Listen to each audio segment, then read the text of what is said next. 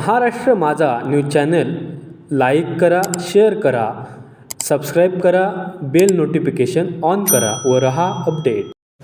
गेले 22 वर्ष आपण श्रद्धांजली कार्यक्रम घेत असतो आणि त्याच्या पाठीमागचा एकच भाव असतो की सत्य विषयावरती प्रेम करणारे सर्व बंधू भगिनी.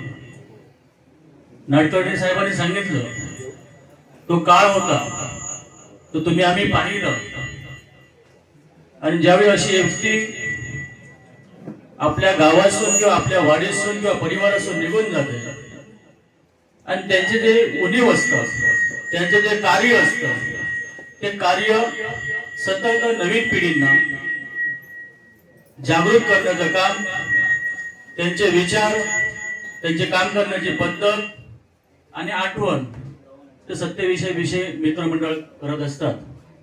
परंतु बंधूभाई सांगावं असं वाटतं 1994 साली मी ज्यावेळी कणकवलीमध्ये गेलो राहण्यासाठी आणि ज्यावेळी त्याला समजलं की बाबा जाधव कणकवलीमध्ये गेला, त्यावेळी रस्त्यामध्ये भेटले आणि भेटल्याच्या नंतर मला गाडीवरशी बसवून डायरेक्ट संदेश पारकर यांच्या घरामध्ये घेऊन गेले आणि घेऊन गेल्याच्या नंतर सांगितलं की हा माझा गावाला आहे, माझा शेजारी आहे, माझा वाडीतला बंधू आहे. जर कणकवलीमध्ये जर कुठलाही प्रसंग असेल तर हा तुला कॉन्टॅक्ट करेल. मी शिवडावर राहतो आणि याच्या पाठीमागे तू राहिलं पाहिजे. म्हणजे ही दिव्य दृष्टी, किती विचारवंत.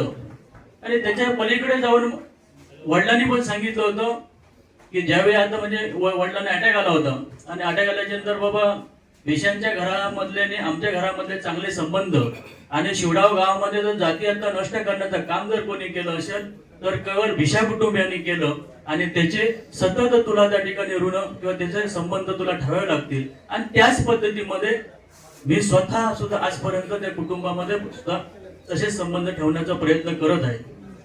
आणि म्हणून जो काळ असतो आणि ज्यावेळी 1922 वर्षापूर्वी ज्यावेळी ही घटना होत होती त्यावेळी बरोबर 2 दिवस अगोदर बाळू पारकर यांचं हॉटेल होतं, म्हणजे सार्वजनिक बांधकाम ऑफिसच्या बाजूला. आणि दुपारी आम्ही कामावर सुद्धा त्या ठिकाणी जेवायला गेलो. जेवायला बसल्याच्या तरी 5-10 मिनिटांनी सत्यविजय विषय त्या ठिकाणी आले आणि पाठीवर हात मारला आणि तेही 1-2 जण मित्र होते, जेवले. आणि त्यावेळी बाळू पारकरचे वडील त्या ठिकाणी होते. वडिलांनी सांगितलं इजा ते 2-3 दिवस जरा सावधगिरीमध्ये राहा, कारण एक विचित्र वातावरण आहे, विचित्र वाटतंय. परंतु 2-3 दिवस कुठे 5च्या नंतर 6च्या नंतर कुठे गाव सोडून तू जाऊ नको. हे प्रत्यक्ष स्वतः अनुभवलं ना, म्हणजे असं सांगण्यावरून आहे. बाळू पारकरांचे वडील त्यावेळी त्याने त्याच्या मुखातून शब्द आणलेले वाटतं की त्याने स्पष्ट सांगितलं की बाबा ठीक आहे, एक ना एक दिवस मी जाणार आहे, परंतु मी जरी गेला तरी एवढा जिवंत सूक्ष्म जीव आहे तो यांना कुठेही थारा देणार नाही. आणि तीच गोष्ट 1-2 दिवसानंतर पाहिली, बघितली. आणि नंतर जो काय काळ झाला, जो काय प्रसंग आपल्या गावावरती आला तो आपण पाहू शकत नव्हतो किंवा ते विचार करण्याच्या पलीकडे सुद्धा होतं. परंतु त्यानंतर जी काही परिस्थिती निर्माण झाली, जे जे होते त्यांची अवस्था तुम्ही आम्ही पाहिलं. आणि म्हणून सर्वांना विनंती असेल, राजकारण असतं, राजकारण येतं, राजकारण जातं, परंतु राजकारणाच्या पलीकडे आपली एक मैत्री असते. राजकारणाच्या पलीकडे आपले एक वाडीचं एक प्रतिनिधी म्हणून असतं. राजकारणाच्या पलीकडे जाऊन आपण एक बाबा एक कुटुंबातले प्रमुख असतात, प्रमुख असतं. राजकारण हे 3 दिवसाचं असतं, पण असा प्रसंग कोणीही करू नये. कारण ज्यावेळी आपल्या स्वतःच्या कुटुंबातला प्रसंग निघून जातो, एखादी व्यक्ती निघून जातो, त्याला जी कळ सोचतोय बाबा काय प्रसंग असतो, जेव्हा निघून झाले ते प्रसंग त्याला ते आठवतात. आणि म्हणून सर्वांना ह्या कार्यक्रमाच्या निमित्ताने मी विनंती करेन, चरणावरती नतमस्तक प्रार्थना सुद्धा करेन की बाबा मला सांगितले राजकारण येतं जातं, परंतु राजकारणाच्या पलीकडे राजकारण 3 दिवस असावं.